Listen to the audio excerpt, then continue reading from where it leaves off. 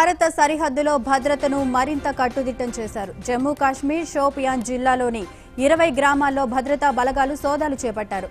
కాశ్మీర్ వ్యాలీలో ఉగ్రదాడుల నేపథ్యంలో తనిఖీలు నిర్వహించారు.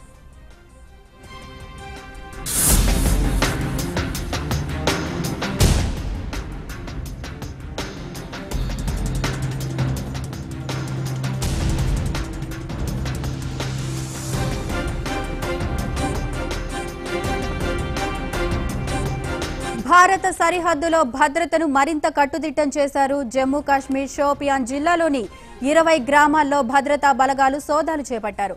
కాశ్మీర్ వ్యాలీలో ఉగ్రవాదుల దాడుల నేపథ్యంలో తనిఖీలు నిర్వహించారు.